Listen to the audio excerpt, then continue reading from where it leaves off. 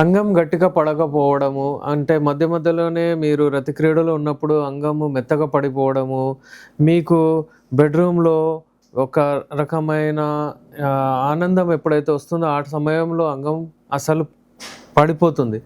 దీన్ని erectile dysfunction అని చెప్తారు.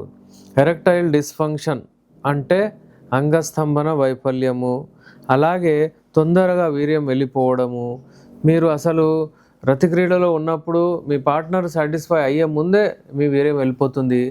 మీకు అసలు ఆర్గాజం రాకముందే మీ వీర్యం వెళ్ళిపోతుంది. ఇలాంటివన్నీ ఇబ్బందులు ఫేస్ చేసే వాళ్లకు నా దగ్గర ది బెస్ట్ యునాని మెడిసిన్స్ ఉన్నాయి. నేను మీ doctor MD Unani doctor Syed Abdul Rehman. Viewers, మనం ఎప్పుడైనా సరే ఒక విషయం గుర్తుపెట్టుకోవాలి. ఈ ఎరెక్టైల్ డిస్‌ఫంక్షన్ ప్రాబ్లం ఎవరికైనా వస్తుంది లైఫ్‌లో.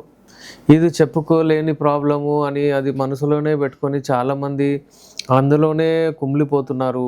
ట్రీట్మెంట్ కూడా రావట్లేదు.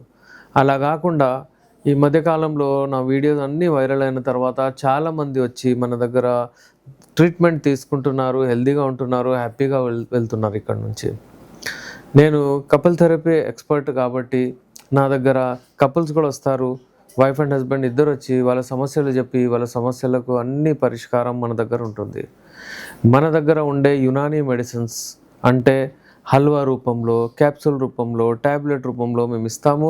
మెడిసిన్స్ ఇచ్చిన తర్వాత మీకు అసలు ఈ అంగము రిలేటెడ్ ప్రాబ్లమ్స్ ఏవైతే ఉంటాయో అవన్నీ మీవి దూరం అయిపోతాయి.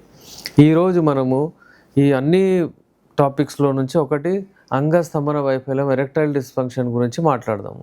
ఎరెక్టైల్ డిస్‌ఫంక్షన్ రావడానికి కారణాలు 4 ఉంటాయి. మీకు అర్థమయ్యేటట్టు నేను చెప్తున్నాను. మెడికల్ స్టూడెంట్స్‌కి లెక్చర్ ఇచ్చేటట్టు కాదు, మీకు ఈజీలీ అర్థమయ్యేటట్టు నేను చెప్తాను.